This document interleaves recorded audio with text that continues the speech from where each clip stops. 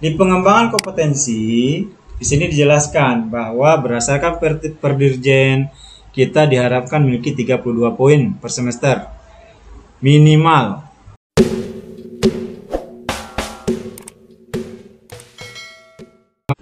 Assalamualaikum warahmatullahi wabarakatuh. Salam dan bahagia guru hebat seluruh Indonesia. Bertemu lagi di Eraf Channel B Panik. Nah baik Bapak Ibu, kali ini kita akan melihat tentang salah satu fitur PMM yang lagi viral, yang menjadi kewajiban bagi rekan-rekan guru, yaitu pengelolaan kinerja. Baik, nah Bapak Ibu, kalau kita mau melihat, ini sebenarnya pemerintah ketika launching itu sudah memberikan penjelasan dan menu-menu materi itu di link 3 pengelolaan kinerja PMM ya. Ini linknya. Nah, ini nanti saya sematkan di deskripsi, bahwa di link ini semua sudah ada penjelasan, peraturan Perdirjen ya, kemudian surat edaran bersama Kemdikbud dengan Kepala BKN terkait dengan pengelolaan kinerja guru di PMM. Nah, baik teman-teman, sebelum kita masuk kepada pengisian di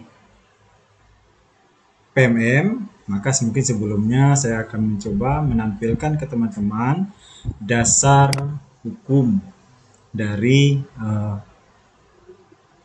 pengelolaan kinerja ini, yaitu Perdirjen ini nomor 7607 ya, dan seterusnya. Ini teman-teman tentang petunjuk teknis pengelolaan kinerja guru dan kepala sekolah. Jadi teman-teman bisa membaca ini dulu, menganalisis. Nah, selanjutnya juga ada surat edaran ya, surat edaran bersama di sini tertanggal 15 Desember. Nah, ini disampaikan bahwa ini tentang sistem informasi pengelolaan kinerja guru aparatur sipil negara guru. Nah, ini dia Ibu, nanti bisa ditelaah baca bersama. Ini bahwa pengelolaan kinerja guru dilaksanakan melalui tahapan perencanaan, pelaksanaan, dan tinjut atau tindak lanjut. Oke. Instansi daerah sesuai kewenangan menerapkan pengelolaan kerja bagi ASN guru melalui sistem aplikasi platform Merdeka Mengajar atau aplikasi PMM yang dikelola oleh Kemdikbud, terintegrasi. Nah, ini terintegrasi ya teman-teman ya dengan kinerja BKN. Jadi kita mengisi hanya di PMM, lalu ini terintegrasi di kinerja BKN. Sistem aplikasi PMM digunakan mulai bulan Januari. Pengelolaan kerja ASN guru dilakukan melalui PMM menjadi data dan dokumen sumber dalam kinerja BKN. Nah, seperti itu. Terusnya kemudian, nah, ini Bapak Ibu surat edaran bersama. Jadi atas dasar inilah kita guru di tahun 2024 itu mengisi pengelolaan kinerjanya pada platform Merdeka Mengajar. Nah, untuk lebih jelas yuk kita lihat bagaimana kita mengisi kinerja pengelolaan kinerja untuk guru di platform Merdeka Mengajar. Jadi part pertama ini saya mau menjelaskan dulu tentang guru ya, nanti insya Allah part selanjutnya bagaimana tentang pelaksanaan dan kepala sekolah. Nah Bapak Ibu, di sini kalau saya klik ini panduan, dia panduannya. Jadi pemerintah itu sudah jelas ya memberikan panduan pada kita. Kita tinggal ikuti saja Bapak Ibu. Ini sudah sangat sederhana sekali. Ini panduan teknis, kita lihat sebentar sebelum kita masuk ke PMM-nya, bahwa pengelolaan kinerja itu ada 2 periode. Ya, 1 Januari sampai 30 Juni itu untuk satu periode pertama atau semester pertama. Nanti ada 1 Juli hingga 31 Desember. Nah, ini merupakan alat bantu memudahkan guru katanya kan. Jadi pengelolaan kinerja guru itu ada 3 tahapan: perencanaan, pelaksanaan, dan penilaian. Nah, Sekarang kita masuk pada tahapan perencanaan Bapak Ibu. Jadi 1 Januari hingga 31 Januari itu adalah tahap perencanaan. Di mana kita guru mengajukan, kemudian nanti dilihat oleh kepala sekolah, selanjutnya kepala sekolah menyetujui, kita menyepakati. Nah, ini langkah-langkah ini yang masuk ke dalam perencanaan, itu akan kita lihat. Di perencanaan, ini pada tahap perencanaan guru hanya perlu berfokus meningkatkan kinerja pada salah satu indikator rekomendasi berdasarkan capaian rapor pendidikan. Jadi yang perlu digarisbawahi adalah ketika awal teman-teman nanti masuk di pengelolaan kinerja, ya, teman-teman dihadapkan pada identitas, lalu ketika dilanjutkan ini akan ditampilkan rekomendasi indikator dari kondisi rapor pendidikan satuan pendidikan kita Bapak Ibu. Jadi sini Bapak Ibu nanti fokus saja kepada salah satu indikator itu. Nah, salah satu indikator capaian yang mau kita tingkatkan untuk rapor pendidikan kita. Oke, nah ini nanti dipilih di perencanaan. Kemudian tahapan pelaksanaan ngapain? Kan gitu kan? Di tahapan pelaksanaan, kepala sekolah akan melakukan observasi kelas dan melakukan penilaian berdasarkan rubrik yang tersedia di PMM. Jadi rubrik observasi itu sekarang sudah ada di PMM nanti disediakan. Jadi kepala sekolah melakukan observasi pada tahapan pelaksanaan. Kemudian baru pada tahapan penilaian, kepala sekolah dapat melihat rangkuman pencapaian guru untuk predikat kinerja yang terintegrasi dengan sistem PKN ini pada tahap pelaksanaan. Kita akan mencoba membahas satu persatu, Pak Ibu. Jadi untuk part pertama ini saya fokus dulu kepada perencanaan. Ya, nanti insya Allah di part 2 kita pelaksanaan dan penilaian. Nah, ini ininya sasaran penggunaannya adalah guru ASN. Oke, guru ASN itu hanya perlu mengisi perencanaan kerja melalui PMM, ya, yang terintegrasi dengan kinerja. Jadi sekali isi saja, nggak ada lagi kita mengisi di kinerja, EKIN. Tapi kita mengisinya hanya melalui PMM. Kemudian kepala sekolah. Jadi ASN ini siapa? Nah, itu kan pertanyaan juga kan. ASN ini adalah Bapak Ibu guru PNS dan P3K. Ini wajib, kategori wajib. Kemudian kepala sekolah sebagai atasan, kepala sekolah berperan sebagai asesor atau coach bagi guru. Nah, kepala sekolah aktor menyetujui dokumen tadi. Nah, makanya saya katakan tadi ada proses perencanaan dilakukan oleh guru, kemudian diajukan persetujuannya oleh kepala sekolah. Dan melakukan penilaian dan observasi nanti juga kepala sekolah. Ini kalau kepala sekolah sebagai atasan gurunya. Kemudian guru non-ASN bagaimana Pak? Nah, kan punya belajar ID juga, ada PMM juga. Nah, ini dianjurkan Bapak Ibu. Dianjurkan untuk guru non-ASN untuk turut melakukan pengelolaan kinerja. Tapi kalau di sekolah kami, ini mungkin bisa diopsi, kami haruskan semuanya. Nah, kalau di sekolah kami mengharuskan. Jadi ini bagus ya Bapak Ibu ya. Karena sebenarnya guru ASN dan non-ASN pun kan sama-sama punya tugas dan tanggung jawab mengajar ya. Punya tugas dan tanggung jawab untuk dinilai kinerjanya. Jadi silahkan saja untuk mengisi pengelolaan kinerja di PMM. Nah, kemudian ada lagi kepala sekolah sebagai pegawai untuk dirinya sendiri. Jadi kepala sekolah itu untuk dirinya sendiri ketika dia sebagai pegawainya bahwa dia juga harus mengisi SKP dan melakukan tahapan pengelolaan kinerja melalui PMM juga Bapak Ibu. Nah, ini nanti bisa dilakukan oleh kepala sekolah itu mulai dari 15 Januari. Jadi sebelum 15 Januari ini di akun kepala sekolah ketika buka PMM itu hanya muncul menyetujui. Hanya bisa menyetujui dari yang diajukan oleh guru ASN. Nanti setelah 15 Januari atau mulai 15 Januari baru kepala sekolah bisa mengatur atau mengisi SKP-nya. Nah, ini tahapan perencanaan.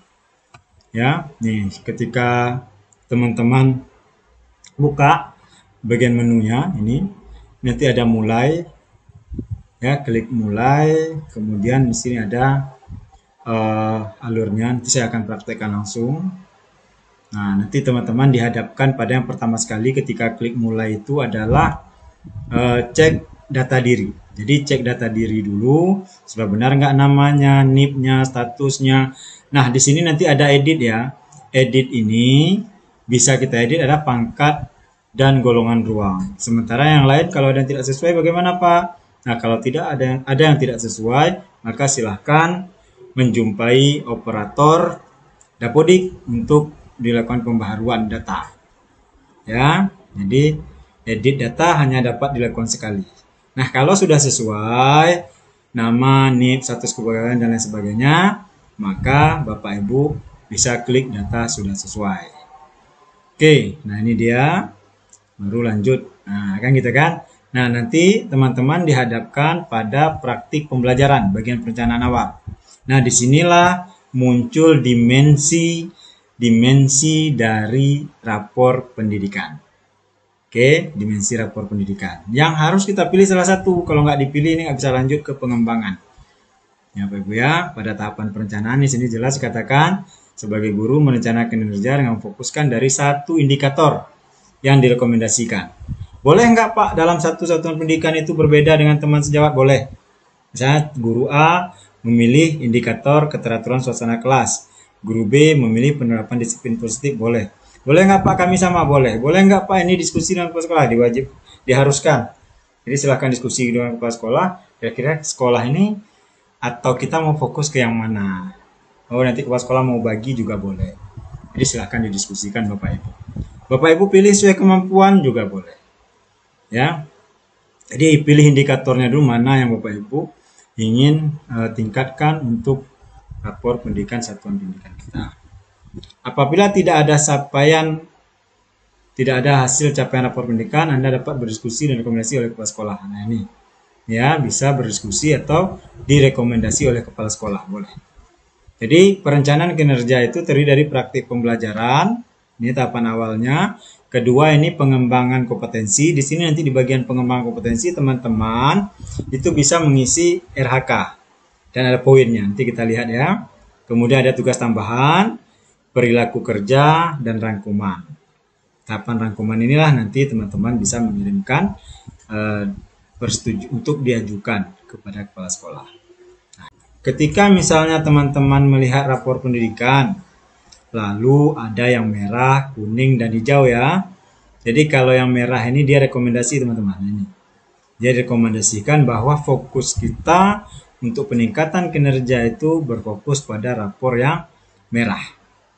Oh, kalau tidak ada yang merah, kuning, hijau, maka silakan fokuskan pada yang kuning. Pak, kalau hijau semua, boleh diskusi dengan kepala sekolah, kita mau fokuskan yang mana. Salah satunya, seperti itu. Saya coba tampilkan ya. Nah, di sini teman-teman langkah awalnya, silahkan buka browsernya, lalu klik guru.kemdikbud.go.id. Nah, nanti selamat datang di PMM. Nah, teman-teman bisa klik buka PMM. Ya kan? Silahkan masuk dengan akun belajar ID teman-teman masing-masing. Ya, kita masuk dulu. Nah, ini tampilan awal dari PMM kita. Nah, ini ya, Bapak Ibu ya. Ini sudah diinformasikan mulai Januari 2024 Anda sudah bisa melakukan pengelolaan kinerja. Mau pelajari, boleh pelajari di sini. Di banyak sekarang ya. Oke, nah pada bagian pengembangan diri, sini ada pelatihan mandiri, komunitas, seleksi kepala sekolah. Nah, ini ada refleksi, LMS dan pengelolaan kinerja. Kita nanti fokus ke sini. Namun sebaiknya saran saya teman-teman itu melakukan refleksi kompetensi dulu. Nah, supaya kita tahu juga nanti refleksi kompetensi kita kurangnya di mana sehingga bisa di pengelolaan kinerja kita fokus kemana. Nah, itu dia. Jadi ini berkaitan sebenarnya. Ya, jadi silakan refleksi kompetensi kita dulu, tipe kompetensi pedagogik, sosial, dan sebagainya. Nanti kita akan lihat, oh saya ternyata kurang di mana, rekomendasinya nanti di pengelolaan kinerja kita bisa fokus. Atau boleh juga teman-teman langsung mengisi pengelolaan kinerja. Oke. Nah, ini ya. Sebelum masuk ke sana, silahkan cek dulu ini Bapak Ibu akun. Nah, ini kita mau lihat profil dulu. Lihat satuan pendidikan kita. Bahwa Satminkal induk kita itu berada di mana? SMK Negeri 1 Calang. Kalau belum nanti silahkan dirubah ke operator seperti itu. Jadi setelah kita profil, oh pas kita berada di satuan pendidikan induk kita, lalu silakan Bapak Ibu klik pengelolaan kinerja. Nah tadi ini kebetulan saya sudah pernah menyetujui data saya. Jadi teman-teman yang belum, berarti tampilan awalnya seperti tadi, data dulu. Jadi lihat data, kalau sudah benar baru data sudah sesuai. Nah teman-teman, alur pengelolaan kinerja ini, rangkaian pengelolaan kinerja ini 2 kali dalam setahun seperti yang saya sampaikan tadi. Jadi ada tahapan perencanaan itu di Januari. Ya, perencanaan guru dan persetujuan itu di Januari. Jadi batasnya itu sampai 31 Januari. Namun sebaiknya saya sarankan ke teman-teman silakan ajukan sebelum 15 atau 20 Januari. Kenapa? Karena kepala sekolah nanti dia punya agenda menyusun SKP sendiri. Nah, nanti takutnya nanti kan sibuk ke sana sehingga terabaikan punya kita. Jadi itu untuk Januari. Lalu pada bulan Februari ini persiapan observasi kelas. Karena di Maret kita adalah periode observasi kelas dan diskusi tindak lanjut oleh kepala sekolah. April Mei pelaksanaan tindak lanjut, pemantauan atasan, dan Juni itu refleksi, penilaian dan pemantauan pendidikan kinerja. Nah, setelah ini teman-teman nanti boleh dilihat regulasinya, silahkan literasi saja ya. Nah kalau sudah data sudah, misalnya teman-teman bisa lanjutkan rencana kinerja.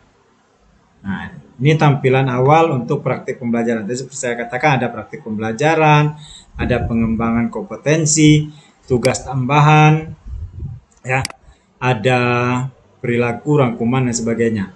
Nah teman-teman, kita fokus memilih satu indikator di praktik pembelajaran di awal ini yang disediakan. Kalau nanti ini kebetulan kami tidak ada merah ya, kalau ada merah itu nanti dia tertulis ini rekomendasi. Nah, berarti itu rapor pendidikannya merah. Jadi langkah awal teman-teman, klik dulu ini rapor pendidikan. Cek dulu kondisi rapor pendidikan satuan pendidikan kita bagaimana. Oh, kami di sini nampak manajemen kelas masih kuning atau cukup. Dukungan psikologis sudah baik. Metode pembelajaran itu kuning, masih cukup. Jadi kami berfokus pada dua ini.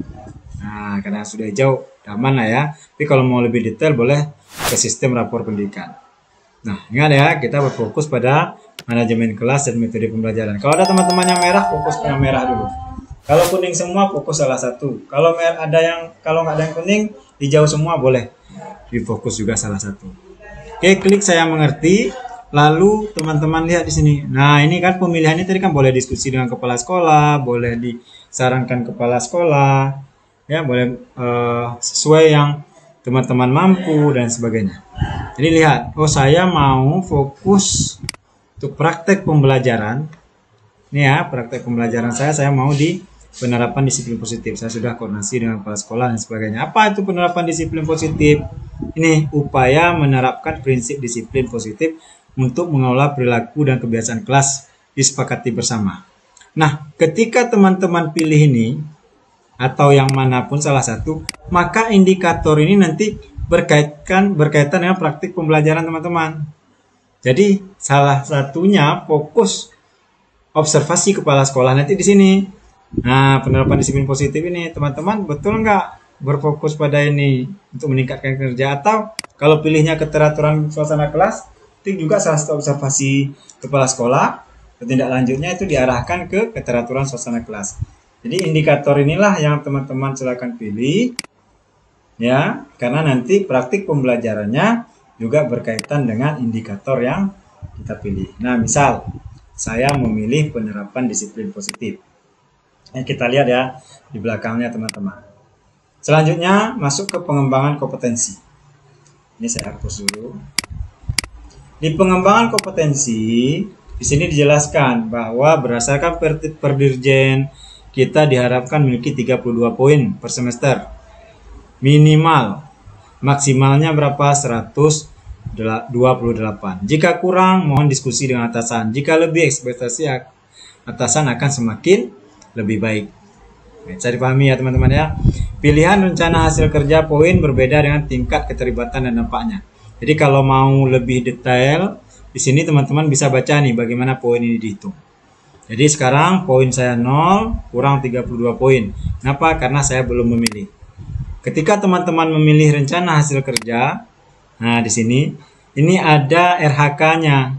Jadi udah simpel sekali ya, nggak seperti Ekin yang lalu kita harus membuat pimpinan membuat apa kata-katanya RHK-nya lalu kita memilih setelah diintervensi pimpinan. Nah sekarang enggak, kita tinggal klik teman-teman. Nah begitu mudah sekarang ya, tinggal klik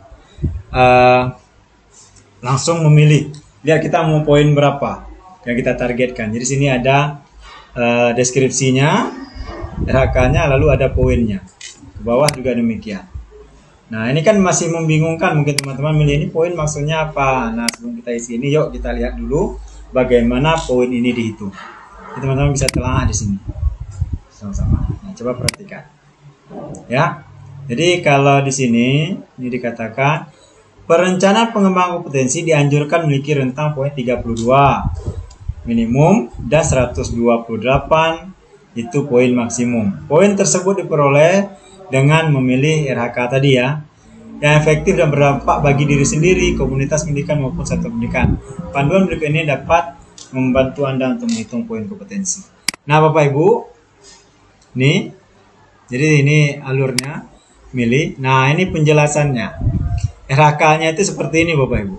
Jadi ini mungkin saya coba jelaskan satu persatu. Nanti kalau ada teman-teman di sini mungkin yang lebih awal mendapatkan penjelasan tentang ini, kalau saya keliru mohon diluruskan di kolom komentar ya teman-teman. Jadi kita sini saya hanya berbagi praktik baik, bukan mensosialisasikan, bukan menggurui teman-teman. Saya berbagi praktik baik tentang apa yang saya pahami dari sosialisasi BGP, BBGP, dan BKN. Jadi semoga ini menjadi mempermudah teman-teman dalam mengisi e-kinerja seperti itu. Jadi saya berbagi apa yang sudah saya lakukan dan saya buat. Baik, kita masuk ke instalasi pertama. Nah, ini instalasi pertama ya. Meningkatnya kompetensi melalui peran sebagai peserta pelatihan mandiri. Jadi kata kuncinya di sini Bapak Ibu. Pelatihan mandiri sesuai model kompetensi guru, kepala sekolah atau pengawas sekolah. Jadi, untuk peserta pelatihan mandiri ini kita dapat di mana? Di platform Merdeka Mengajar. Ya. Jadi kalau teman-teman menyelesaikan satu topik pelatihan mandiri di PMM beserta aksi nyatanya sampai keluar sertifikatnya, itu diberikan poinnya 8. Bukti dukungnya apa? Sertifikat topik yang dikeluarkan di PMM itu. Jadi ini pelatihan mandiri yang ada di PMM ya teman-teman ya.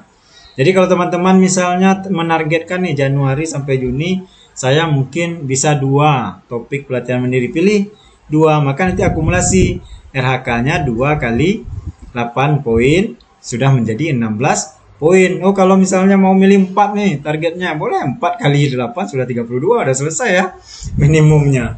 Nah jadi silakan nanti di rasa-rasa lah kira-kira saya mampunya berapa nih ya targetnya, karena kan di sini nanti ketika teman-teman mengirim aksi nyata yang perlu diingat adalah ada proses kurasi juga ya, yang memakan waktu kurasi oleh tim penelaah aksi nyata, bisa jadi nanti 1 bulan tuh dan sebagainya. Jadi ini nanti diperkirakan saja. Nah, ini maksud dari instalasi pertama.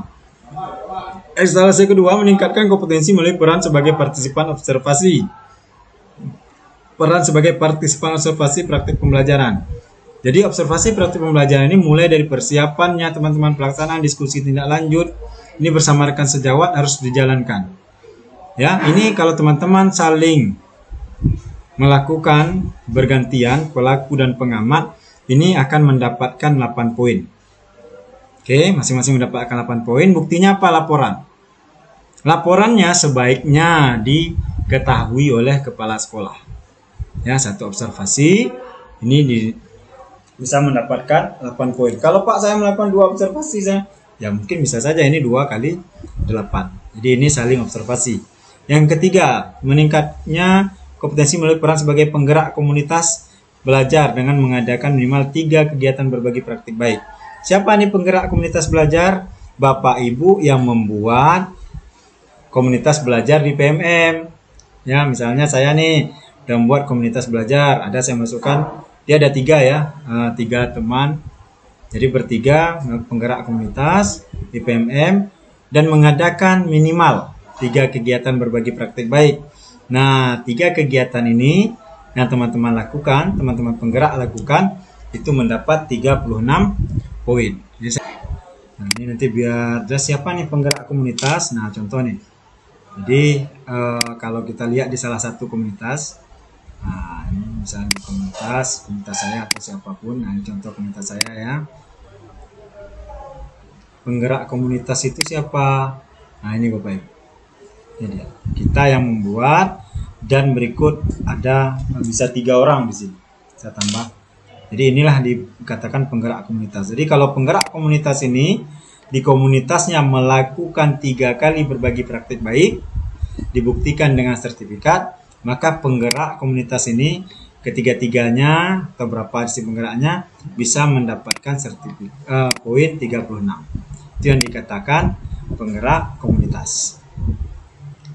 Kemudian yang keempat, meningkatnya kompetensi melalui peran sebagai narasumber berbagi praktik baik dalam kegiatan yang terkait implementasi kurikulum merdeka dan atau perencanaan berbasis data. Nah, ini narasumbernya. Kalau tadi ini penggerak komunitasnya, ini narasumbernya. Jadi kalau penggerak komunitas ini membuat kegiatan berbagi praktik baik, Bapak Ibu sebagai narasumbernya, maka narasumber itu mendapat poin 8 dengan catatan apa? Satu kegiatan itu berdurasi 2 sampai 3 jam Bapak Ibu.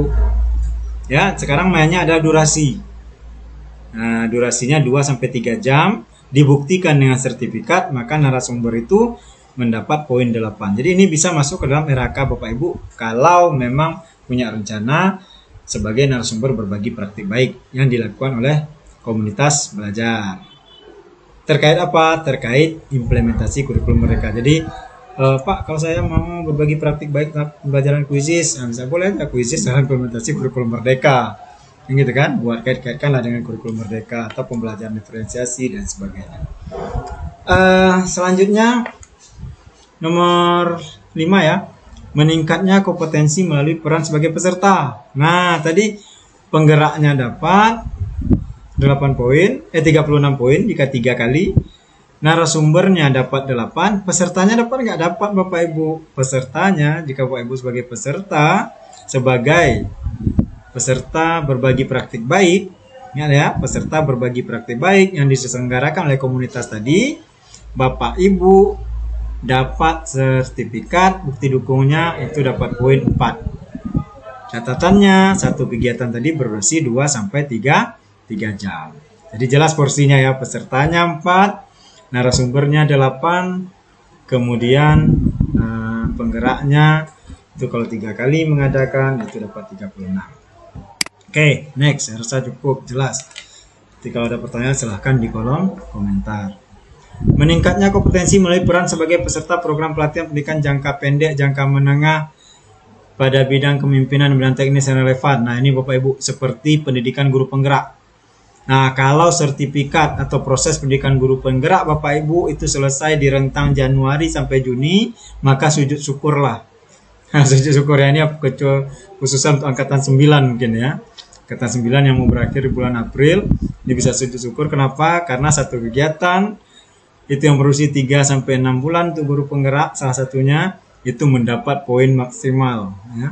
Ini kan poin maksimalnya 128. Jadi satu aja dipilih, selesai ya RHK Bapak Ibu sudah mendapat poin setara 128. Apa buktinya? Sertifikat.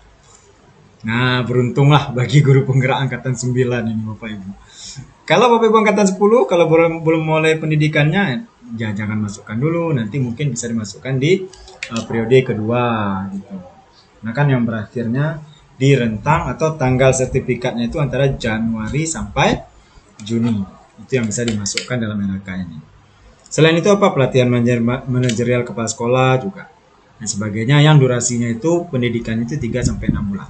Oke, nomor 7, meningkatnya kompetensi melalui peran sebagai peserta kegiatan pelatihan atau BIMTEK yang memperoleh sertifikat di bidang pendidikan, kebudayaan, riset, dan teknologi. Ini Bapak Ibu bagaimana? Ini pelatihan atau BIMTEK ini bisa dilakukan di luar PMM. Jadi kalau nomor 1 tadi ini pelatihan mandiri yang di PMM, Bapak Ibu ya. Nomor 7 ini yang dilakukan di luar PMM. Bapak Ibu mungkin ikut pelatihan diadakan oleh lembaga pelatihan apa, dilakukan oleh dinas dan sebagainya lah yang berhak mengeluarkan yang berhak melaksanakan pelatihan. Maka Bapak Ibu yang kegiatannya itu berdurasi 2-3 hari, itu poinnya adalah 8. Buktinya sertifikat. Nah, misalnya kan ada pelatihan oleh BGP atau BBGP atau BIMTEK, itu durasi 2-3 hari. Jika ada sertifikatnya, maka itu poinnya 8. Kemudian pelatihan ini ada yang bertanya, teman-teman, ini pelatihan ini Pak, yang dilakukan oleh siapa, yang diakui? Nah, ini banyak ya Bapak Ibu ya, jadi banyak persepsi bahwa, tapi kita kembali ke peraturan lama saja. Artinya apa? Yang mengeluarkan sertifikat itu yang diakui siapa-siapa saja. Ada misalnya lembaga pelatihan, instansi pemerintahan ya, kampus misalnya, atau yang ditandatangani oleh eselon 2 dan sebagainya, organisasi profesi yang ada dari diklatnya juga diakui. Jadi silahkan ikuti pelatihan di luar pelatihan mandiri yang jelas sertifikatnya ya. Kalau Kombel nanti dia ditandatangan Kombel dan sebagainya, atau lembaga pelatihan apapun. Ini kalau durasi kegiatannya 2-3 hari, maka dibuktikan sertifikat, dapat poin 8. Oke, kemudian nomor 8, meningkatnya kompetensi melalui peran sebagai peserta praktik magang. Nah, ini bagi guru-guru yang magang mungkin ya. Di guru-guru SMK biasanya ada magang di dunia kerja atau dunia industri pada bidang yang relevan. Yang satu kegiatannya itu berdurasi 2-4 minggu. Itu dapat poinnya diakui 24 poin. Buktinya apa? Sertifikat. Oke, selanjutnya nomor 9. Meningkatnya kompetensi melalui peran sebagai partisipan dalam kegiatan seminar, lokakarya, konferensi, simposium. Nah, satu kegiatan itu setara 4 poin. Ya, buktinya sertifikat, dapat Bapak Ibu. Seminar online bisa nggak Pak?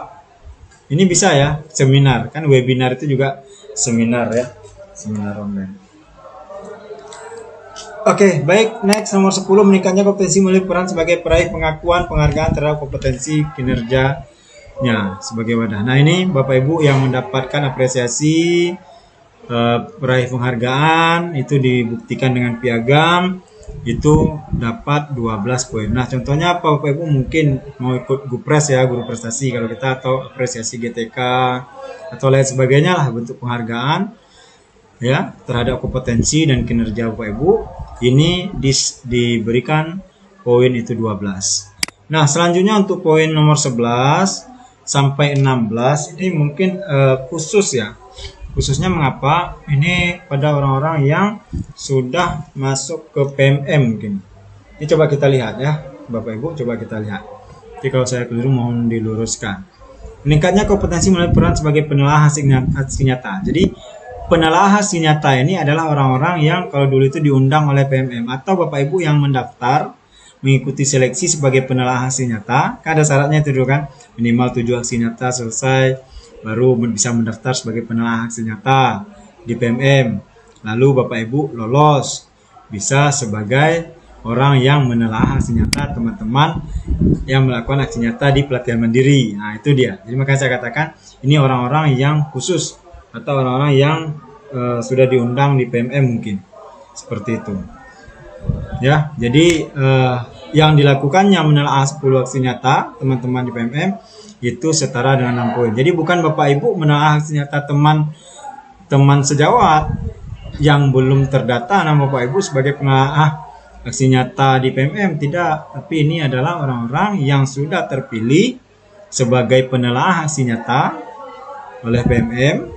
Nah, kemudian dia menelaah 10 aksi nyata rekan-rekan yang mengirimkan aksi nyata melalui pelatihan mandiri, maka ini diberikan poinnya 6. Bukti dukungnya apa? Laporan. Nah, ini sama Bapak Ibu ya.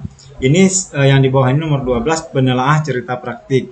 Karena kan di PMM itu ada aksi nyata, ada cerita praktik, ada perangkat ajar, Ya kan, ada konten unggulan dan lain sebagainya. Jadi poin 12 ini sama dia. Jadi orang-orang yang memang dipilih sebagai penelaah. Kalau ini penelaah aksi nyata, ini penelaah praktik baik. Kalau ini adalah penelaah perangkat ajar. Nah, seperti itu. Kemudian nomor 14, meningkatnya kompetensi memenuhi peran sebagai penyusun cerita praktik. Nah, ini Bapak Ibu. Kalau Bapak Ibu tergabung dalam tim penyusun cerita praktik yang dibagikan di PMM atau terbit di PMM, satu cerita praktik yang terbit di PMM itu setara dengan 12.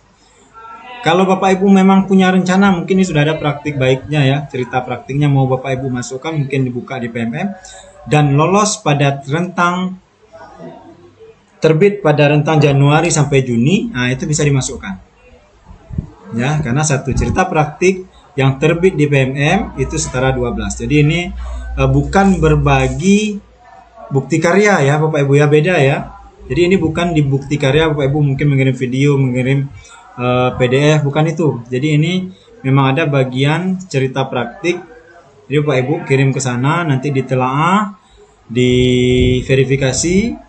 Nah, kalau emang lolos terbit di PMM, maka itu sebagai bukti dukungnya adalah cerita praktik tadi, ini diberikan poin senilai 12. Sama juga dengan perangkat ajar.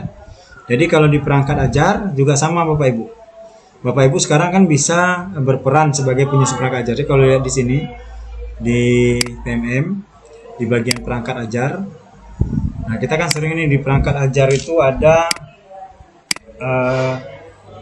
perangkat ajar yang bisa kita adopsi ya. Nah, ini kan kita mau cari di sini kan, bisa ada perangkat ajar. Tapi sekarang semua guru itu bisa berperan nih. Kontribusi perangkat ajar. Ini belajar perangkat ajar. Ini bisa Bapak Ibu lihat caranya sini. Kalau Bapak Ibu kirim perangkat ajar Bapak Ibu di sini, lalu ditelaah dan disetujui untuk terbit pada bagian perangkat ajar yang dicari sini, maka itu bisa dimasukkan poinnya. Itu untuk yang poin 15. Nah, ini. Tapi ini kan perlu waktu ya, perlu telaah. Jadi mungkin ada waktu telaah atau verifikasinya berapa bulan gitu baru terbit. Jadi kalau Bapak Ibu yakin tidak apa-apa. Atau mungkin sudah pernah mengajukan. Ini sekarang proses verifikasi atau proses telaah boleh. Ini maksudnya Bapak Ibu ya, sebagai penyusun perangkat ajar. Atau mungkin orang-orang yang memang sudah diundang sebagai penyusun. Nah, ini. Jadi kalian belum jadi ini maka saya katakan tadi khusus di orang-orang yang sudah diundang jadi penyusun perangkat ajar atau yang mau berpartisipasi. Dan yang pasti catatannya apa? Satu perangkat ajar yang terbit di PMM itu diberi poin 24. Buktinya apa? Perangkat ajar yang terbit di PMM. Sini. Oke, jadi perangkat ajar yang terbit bukan di bukti karya. Meningkatnya kompetensi melalui peran penyusun kumpulan konten ini sama Bapak Ibu. Penyusun perangkat ajar serta praktik baik penyusunan konten, kumpulan konten. Jadi kalau diundang atau mau menyusun konten ini silakan. Ini ya, jadi yang penting kan kontennya itu konten unggulannya itu terbit di PMM itu nilainya 6. Nomor 17, meningkatnya kompetensi melalui peran sebagai coach, mentor, fasilitator ya. Fasilitator guru penggerak, mungkin pengajar praktik. Nah, ini Bapak Ibu kegiatan itu berdurasi 2-3 jam, ini dapat poin 12 poin. Yang penting buktinya adalah sertifikat. Ya, jadi ini mungkin masih pertanyaan ini pengajar praktik kan kalau pendampingan individu itu durasinya kan 3 jam ya. Cuma karena setiap 3 jam itu kan gak ada sertifikat. Nah, jadi mungkin ini yang mungkin nanti akan kita cari sama-sama. Pasti pengajar praktik itu dapat poin 12 jika memiliki sertifikat. Nah, kalau mungkin setiap PI Bapak Ibu diberikan sertifikat 3 jam maka ada 6 PI udah bisa 6 kali 12 mungkin seperti itu mungkin ya. Nanti silakan kita cari informasi lebih jauh. Kemudian meningkatnya kompetensi melalui peran sebagai peserta. Nah, ini pesertanya. Peserta coaching, mentoring, pengembangan potensi guru. Ini satu kegiatan setara dengan 4 poin. Sertifikat buktinya. Oke, baik Bapak Ibu, poin dihitung dengan milih target kuantitas rencana hasil yang sudah dipilih. Nah, ini dia. Jadi nanti akumulasi misalnya poin 8 lalu ada 2 kegiatan 2 kali 8 16. Nah, kita akan lihat. Oke. Bapak Ibu, kita kembali kemari. Jadi sudah jelas tadi RAK-nya. Sekarang kita mau pilih. Yuk, pilih sini. Nah, saya misalnya pilih pertama adalah saya mau menyelesaikan apa tadi? Pelatihan mandiri. Mana dia Bapak Ibu? Nah, ini ya. Ini misalnya meningkatnya kompetensi melalui peran sebagai peserta pelatihan mandiri. Lihat, 8 poin. Saya mau 2 topik saya selesaikan target saya. Nah, di sini Bapak Ibu lihat nih. 2 kali 8 poin, ini poinnya adalah 16.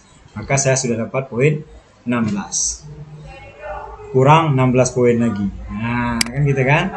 Kalau tidak setuju, hapus. Kalau mau tambah, silahkan klik tambah. Jadi Bapak Ibu hindari mengajukan poin di bawah 32. Jadi saran saya itu kalau bisa di atas 32 Bapak Ibu. Ya. Nah, kemudian yang kedua, oke. Saya mungkin menargetkan mengikuti kompetensi melalui peran sebagai partisipan kegiatan webinar. Nah, mungkin saya mau ikut webinar atau seminar 2 kali. Oke.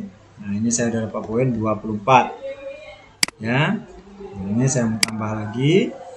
Misalnya saya mau karena saya adalah pengajar praktik, ya Bapak Ibu ya. Makanya kompetensi mentoring bukan peserta ya. Saya sebagai atau ini dulu kompetensi melalui peran sebagai pelatihan di luar dari PMM. Oke, saya pilih misalnya saya ikut 2 kegiatan. Nah, 16. Nah, ini udah 40 Bapak Ibu. Ya, misalnya saya batasilah 1 saja ini. Contoh ya, ini 1. Oke, ini 8. Kita sudah dapat poin 32. Pas. Oh, kalau ini mau dilanjutkan boleh. Kalau mau ditambah lagi juga bisa Bapak Ibu. Oke, kalau mau ditambah lagi ini kita tambah karena sebaiknya lebih dari 32. Kenapa? Kalau mungkin nanti ada yang tidak terpenuhi, mungkin kita masih berada di rentang 32 ya Bapak Ibu ya. Seperti itu. Jangan di bawahnya. Karena kalau kita rencanakan 32 ternyata kita tidak bisa mengikuti 1 ini 8. Kan tinggal ada 22. 22 ini ada di bawah ekspektasi pimpinan. Di bawah minimal. Oke, silahkan ditambah. Ini saya pilih lagi tadi saya misalnya, nah ini kalau mau mengikuti ya kompetensi sebagai peserta silakan. Nah, saya kebetulan adalah pengajar praktik. Nah, ini saya coba pilih pengajar praktik. Oke, ini poin saya sudah 44. Nah, kalau Bapak Ibu sudah merasa cukup, mungkin ini bisa dipenuhi untuk dalam rentang Januari Juni atau 1 semester ini, silahkan lanjut ke tugas tambahan. Oke, nah tugas tambahan. Baik, nah pada tugas tambahan ini Bapak Ibu perlu diingat ini opsional. Jadi bukan harus diisi, tidak, ini opsional. Opsional itu maksudnya apa? Kalau Bapak Ibu memang ada tugas tambahan silahkan diisi. Kalau tidak ya tidak apa-apa, kosongkan saja. Nah, ini kan berdasarkan tugas yang diberikan oleh kepala sekolah. Nanti buktinya apa? Ada SK. Nah, kalau Bapak Ibu mau lihat, ini dia tentang tugas tambahan. Jadi silakan diklik sini saja, tugas tambahan. Nah, ini. Tugas tambahan bersifat opsional, tidak berlaku untuk semua guru. Kalau ada silakan, ya tidak ya abaikan. Tugas tambahan yang dapat dilakukan oleh guru. Guru dapat memilih lebih dari 1 tugas tambahan berdasarkan surat keputusan atau surat tugas yang telah ditetapkan. Jadi kalau misalnya Bapak Ibu sebagai waka kurikulum, berarti memilih tugas tambahan sebagai wakil kepala. Kemudian Bapak Ibu misalnya ditunjuk juga sebagai koordinator PKB. Nah, PKB ya. PKB bukan Caimin ya. PKB ini misalnya kinerja berkelanjutan ya. Bapak Ibu sebagai koordinatornya, silakan pilih berarti 2. Yang pasti setiap tugas tambahan itu ada laporannya. Nah, kita lihat di sini. Apa-apa saja tugas tambahan yang bisa dimasukkan dalam kinerja ini berdasarkan Permendikbud. Nah, ini peraturan ini ada 21 Bapak Ibu. Nah, tugas tambahan. Kita lihat jenjangnya. Misal nih, yang pertama untuk jenjang SMP, SMA, SMK. Ini yang diakui, yang bisa dimasukkan dalam kinerjanya adalah wakil kepala satuan pendidikan. Ya, kemudian kepala perpustakaan ini bisa untuk semua jenjang dari SD, mungkin PAUD sampai SMK. Kemudian di SMK itu ada kepala program keahlian. Ya, kepala program keahlian. Nah, ini bisa dimasukkan sebagai tugas tambahan dan seterusnya. Ada kepala laboratorium, pembimbing khusus, wali kelas, pembina OSIS, pembina ekstrakurikuler. Kalau misalnya Bapak Ibu pembina FL2SN, ya Bapak Ibu sebagai pembina ekstrakurikuler. Pembina pramuka mungkin ya, nah itu masuk aja, pilih sebagai pembina ekstrakurikuler. Nah ini saya katakan tadi, koordinator PKB, pengembangan keprofesian berkelanjutan, atau Bapak Ibu ditunjuk sebagai koordinator penilaian kinerja guru, silakan. Nah BKK kalau SMK, guru piket juga ya, guru piket itu yang menjaga jam-jam, bukan menjaga jam-jam ya, apa namanya itu, mengontrol proses PBM. Nah ini LSP, SMK, nah ini semuanya penilai kinerja guru. Kalau pengurus organisasi profesi juga, kalau tingkat nasional, tingkat provinsi, tingkat kabupaten, tingkat kecamatan belum Bapak Ibu ya. Jadi kalau yang ranting tingkat kecamatan itu nggak bisa dimasukkan. Ini yang bisa ada pengurus organisasi profesi tingkat kabupaten memang. Siapa saja pengurus organisasi itu, apakah pengurus inti, ini nanti dijelaskan di Permendikbud ini. Jadi kalau Bapak Ibu pengurus organisasi silakan masukkan saja kalau ada SK-nya. Ya, kemudian operator dapodik, tutor, operator dapodik udara, dan sekarang itu ada tim pencegahan dan penanganan TPPK. Kalau Bapak Ibu misalnya koordinator P5, ini belum ada ya Bapak Ibu ya. Ini mungkin nanti akan kita lihat lagi kemana masuknya. Tapi biasanya kalau koordinator P5 itu kan udah ada ekivalensi jam pembelajarannya dapodik ya. Jadi ini hanya 21, belum masuk kemarin. Nah, jika telah memilih tugas tambahan, maka nantinya pada tahap pelaksanaan kinerja, guru akan diminta untuk melampirkan bukti dukung dari tugas tambahan berupa SK dan surat tugas disertai dengan surat laporan tugas pelaksanaan. Informasi bukti dukung Bapak Ibu bisa klik di sini. Jadi sini sudah disediakan semua Bapak Ibu. Jadi tinggal baca dan bacalah. Ya. Nah ini dia, guru diminta mengunggah RPP dan sebagainya, bukti dukung pengembangan kompetensi apa. Nah ini sertifikat topik, bukti dukung tentang tugas tambahan apa, silahkan dibaca di sini. Oke baik, saya mau lanjut kemari Bapak Ibu. Nah saya coba pilih misalnya di tugas tambahan saya, ini kan nggak ada poin ya Bapak Ibu ya, ini nggak ada poin, tapi ini nanti melekat pada apa? Pada penilaian kinerja oleh kepala sekolah. Jadi jangan mentang-mentang nggak ada poin ini saya nggak mau masukkan. Sementara Bapak Ibu diberikan tugas tambahan. Nah ini nanti pengaruh pada kinerja yang dilakukan oleh penilaian kinerja oleh kepala sekolah. Jadi silakan masukkan saja jika Bapak Ibu memang diberi amanah atau tugas tambahan. Contoh, saya mungkin memilih saya adalah sebagai misalnya kerja guru sebagai tambahan, misalnya saya adalah seorang wali kelas. Nah, saya pilih wali kelas. Apa bukti dukungnya nanti yang Bapak Ibu masukkan kemari adalah laporan disertai surat keputusan surat tugas. Ini satu kegiatan per semester. Oke, misalnya punya tugas tambahan lain selain wali kelas, saya diberikan tugas misalnya sebagai guru piket. Gitu ya, misal.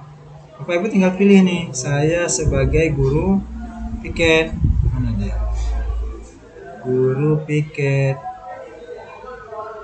Nah ini, nanti juga ada laporan disertai SK-nya.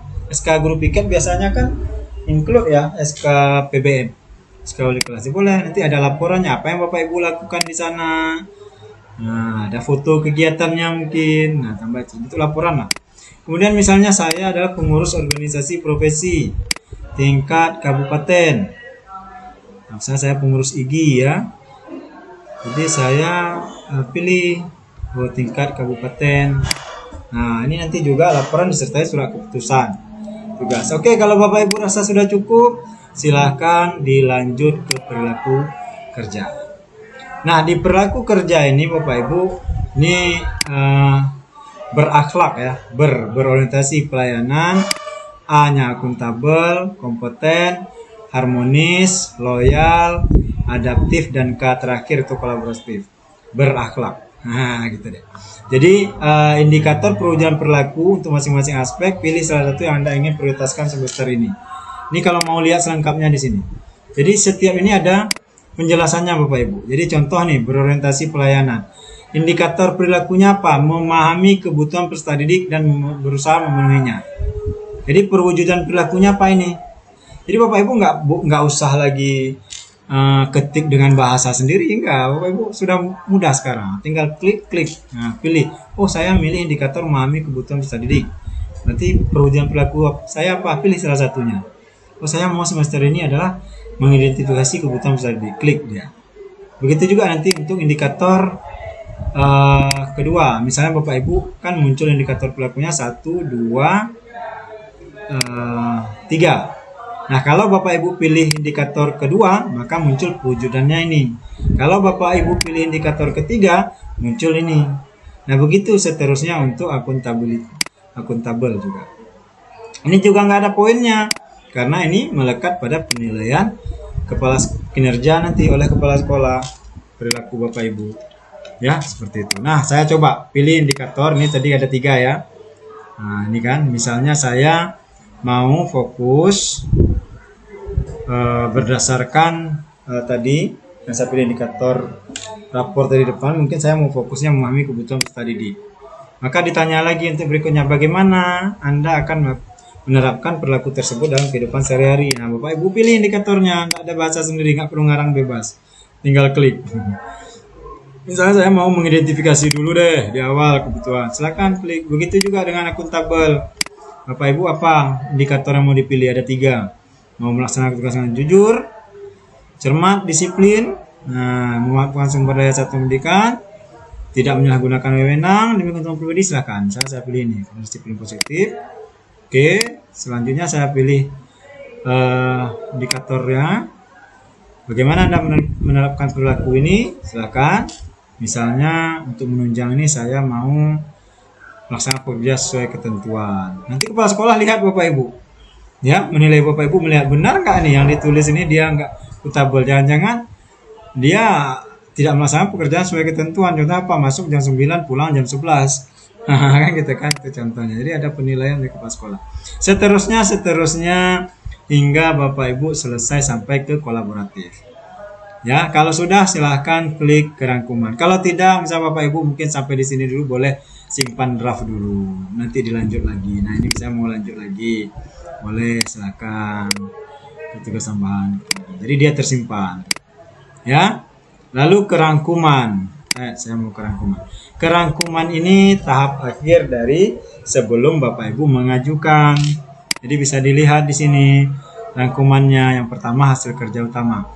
Jadi di sini ada nanti hasil kerja utama, ada hasil kerja peningkatan kompetensi Bapak Ibu, hasil kerja tambahan juga ada di sini.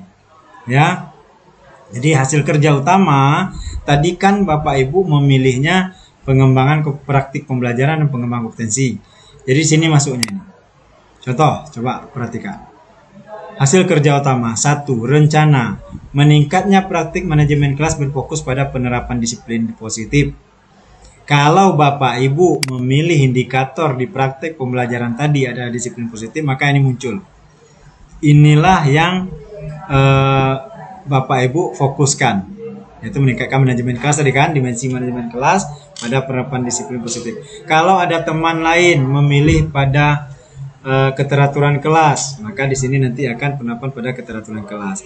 Ini nanti dilakukan observasinya oleh kepala sekolah. Hasil observasinya itulah sebagai bukti dukung.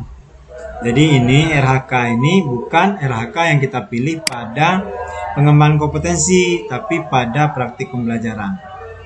Oke ya, jelas ya. Ini poinnya ini bukan yang ada poin di sini tadi, tapi di sini. Oke, hasilnya bukti dukungnya apa? Hasil observasi kinerja guru oleh kepala sekolah. Kalau meragu cek panduan. Oke, nah ini. Target kualitas tingkatkan upaya penerapan disiplin positif untuk mengolah perilaku kebiasaan kelas. Nah, ini harus Bapak Ibu jalankan nanti. Oke, yang kedua. rencana hasil kerja yang kedua, meningkatnya kompetensi melalui peran. Nah, ini sudah pengembangan kompetensi yang Bapak Ibu pilih di pengembangan kompetensi tadi. Saya akan memilihnya ada 2 kegiatan. Latihan mandiri ini dia Bapak Ibu. Bukti dukungnya sertifikat, 2 kegiatan per semester 16 poin. Nah, ini baru yang pengembangan kompetensi. Oke, lanjut yang ketiga.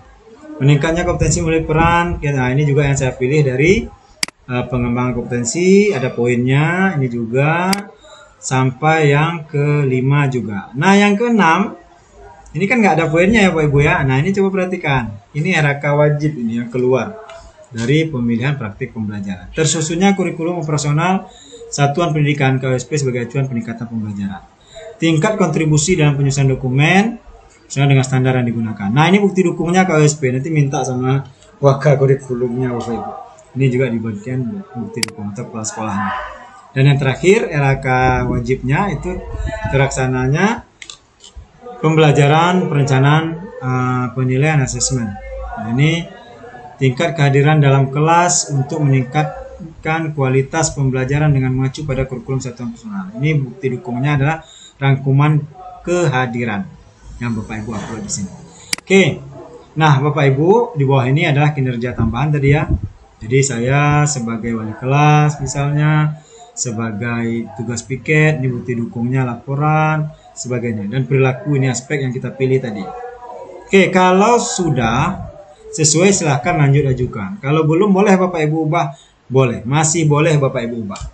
Nah, ini yang banyak teman-teman bertanya, Pak masih bisa diubah nggak kalau sudah diajukan? Sebaiknya perhatikan dulu baik-baik di sini. Kalau memang masih ragu, ubah. Jangan ajukan dulu. Kalau memang sudah terajukan, misalnya kan saya lanjut ajukan. Kalau Bapak Ibu mau ajukan, ini saya nggak ajukan dulu ya. Bapak Ibu bisa merubahnya melalui akun kepala sekolah. Karena kenapa? Karena kepala sekolah nanti setelah Bapak Ibu ajukan, ya, setelah Bapak Ibu ajukan, dia mereview kembali, mengecek. Kepala sekolah itu bisa menambah, Bapak Ibu ya, menambah atau mengurangi. Nah, ini dari kegiatan Bapak Ibu. Nah, kalau misalnya kepala sekolah bilang, oh ini nggak usah 2, 3 nih mau fokus, atau 1 bisa saja. Nanti setelah disetujui kepala sekolah akan kembali lagi kepada kita, guru, untuk dilihat apakah ada perubahan dari kepala sekolah. Kalau ada rubah silakan dilihat kembali. Baru yang terakhir langkahnya disepakati. Jadi muncul di sini itu nanti adalah disepakati. Nah, disepakati. Kalau Bapak Ibu udah klik disepakati, maka Bapak Ibu sudah menunggu tinggal tanggal 1 Februari untuk pelaksanaan. Nah, kita lihat kalau di sini. Ini kalau pengisian tadi Bapak Ibu ya, perencanaan. Nah, kalau kita lihat di sini, ini tadi sudah. Nah, ini menyepakati rencana kinerja. Ya. Jadi ini cek perencanaan kinerja. Ini kalau yang sudah disetujui oleh atasan. Nah, ini kan Bapak Ibu udah ajukan nih. Sudah ajukan, lalu atasan sudah menyetujui. Maka balik lagi buka akun Bapak Ibu. Jangan setelah setujui atasan ditinggal saja. Itu belum. Nah, setelah setujui atasan, dicek lagi. Masuk ke pengelolaan kinerja tadi, cek perencanaan kinerja. Oke? Kita cek perencanaan kinerja, kita lihat di sini. Kalau misalnya di atas ini Bapak Ibu, meningkatnya praktik pembelajaran. Ini kan jelas ya dokumen. Nah, kalau misalnya di rencana kedua tadi yang poin saya katakan, misalnya Bapak Ibu membuatnya 2 kegiatan, kemudian kepala sekolah menyetujui 1 kegiatan. Nah, di sini lihat ada penyesuaian dari atasan. Bapak Ibu bisa cek apa yang disesuaikan oleh atasan. Oke, lanjut. Begitu juga untuk perilaku. Nah, lanjut lagi ke perilaku kerja. Atasan bisa menyesuaikan nih terkait dengan prioritas atau visi misinya atasan ya, atau sekolah. Oh, ini nggak sesuai, nanti bisa dilihat. Bapak Ibu bisa lihat, cek sini, cek. Oh, berarti ada penyesuaian dari atasan saya. Kalau tidak ya nggak apa-apa, bisa lanjut. Kalau Bapak Ibu rasa sudah pas, klop antara Bapak Ibu dengan atasan, maka tinggal diklik sepakati. Nah, jadi seperti itu Bapak Ibu. Jadi endingnya adalah Bapak Ibu jangan lupa sepakati di sini. Oke, mungkin itu untuk tahapan pengajuan ya teman-teman semua. Jadi jelas nanti di sini ada panduannya di link 3. Jadi silahkan buat teman-teman coba diisi dulu RHK-nya dan ajukan sampai tahapan persetujuan dan disepakati. Oke, mungkin itu tutorial pertama kita Bapak Ibu. Saya akan lanjut nanti pada tahapan pelaksanaan. Jadi di pelaksanaan nanti Bapak Ibu melakukan apa, gitu kan? Oke, baik, terima kasih.